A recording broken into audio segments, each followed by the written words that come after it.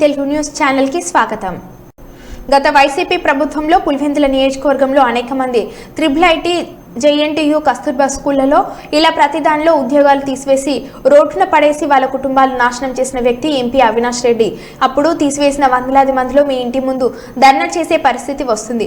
Market యార్డ్లో ఆ 13 మందికి మీ భారత సిమెంట్ కంపెనీలో ఉద్యోగాలు ఇచ్చి ఆదుకో, ఇలా నువ్వు నీతి వాక్యాలు చెప్తుంటే దయ్యాలు వేదాలు వల్లించినట్లు ఉంది అని అన్నారు. పులివెందుల మార్కెట్ కమిటీ గురించి, అందులో జరిగిన ఉద్యోగ నియామకాల గురించి ఒక వార్త రావడంతో నేను ఇలా స్పందించాల్సి వస్తుంది. నాకు ఆ రోజు బాగా గుర్తుంది. 2019 మే 23వ తేదీ. ఇక రిజల్ట్ కంప్లీట్ కాకముందే మా పార్టీ అధికారంలోకి వచ్చింది. మీరు తక్షణం ఉద్యోగాల నుంచి తొలగించబడండి అని చెప్తూ, అయ్యా మా కుటుంబాలు ఉన్నాయి, మాకు భార్య పిల్లలు ఉన్నారు, మాకు కొంత వ్యవధి ఇవ్వండి, ఆ లోపల ఏదో ఒకటి ఉపాధి చూసుకొని మేము వెళ్ళిపోతామన్నా కూడా వినకుండా ఆ రోజు జగన్ పార్టీ అధికారంలోకి వస్తానే అంత అర్థాంతరంగా వాళ్ళ ఉద్యోగాలన్నీ తీసేసినారు.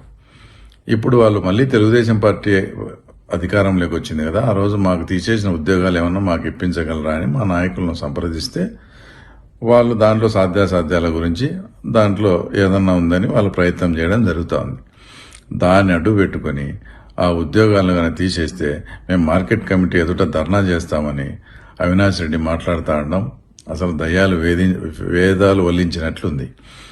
జగన్మోహన్ రెడ్డి పార్టీ అధికారంలోకి వస్తానే ట్రిపుల్ మీరు ఎంతమంది ఉద్యోగాలను తీసేసినారు, గండి దేవస్థానంలో ఉండే ఎన్ని పోస్టులను తీసేసినారు, జేఎన్టీలో ఉండేటి, తర్వాత కస్తూరిబా స్కూల్స్, బీసీ హాస్టల్లో అనేకమైనటువంటి వందలాది మందిని ఉద్యోగాల్లోంచి తీసేసి వాళ్ళ కాపురాల్లో చిచ్చు పెట్టి తర్వాత వాళ్ళ కుటుంబాలను ఇబ్బంది పెట్టడం, తర్వాత మీరు మర్చిపోవడం చాలా దారుణమైన విషయం. అలా ధర్నా చేయాల్సి వస్తే ఆ వందలాది మంది కుటుంబ సభ్యులందరినీ వేసుకుని మీ ఇంటి ముందర ధర్నా చేయాల్సిన ఆవశ్యకత అయితే తప్పకుండా ఉంది. పోనీ ఇప్పుడు మీ ఉద్యోగాలన్నీ మీరు అట్లే పెట్టుకోండి. ఆ రోజు మా తీసేసినారు, ఏదైతే 13 మందిని తీసేసినారు కదా, ఆ 13 మందికి భారతీయ సిమెంట్స్లో ఈరోజు మీరు ఉద్యోగాలు ఇస్తారా?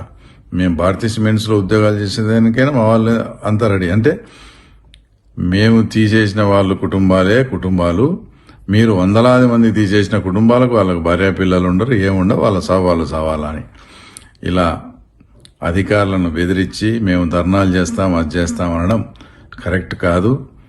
నీకేమన్నా నీ మీద ఉండే ఇప్పటికే వివేకానంద రెడ్డి కేసులు అయ్యి సాలేదనుకుంటే నువ్వు నిరభ్యంతరంగా ధర్నా చేసుకోవచ్చు.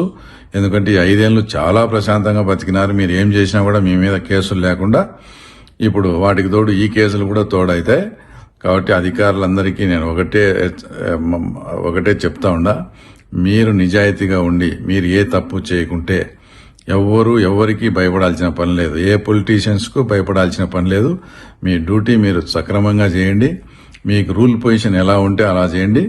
మిమ్మల్ని ఎవరైనా బ్లాక్మెయిల్ చేసినా, భయపెట్టినా, ఇబ్బంది పెట్టినా మీకు తప్పకుండా నేను అండగా ఉంటా అని కూడా ఆ తర్వాత మీకు చెప్తా ఉన్నాను.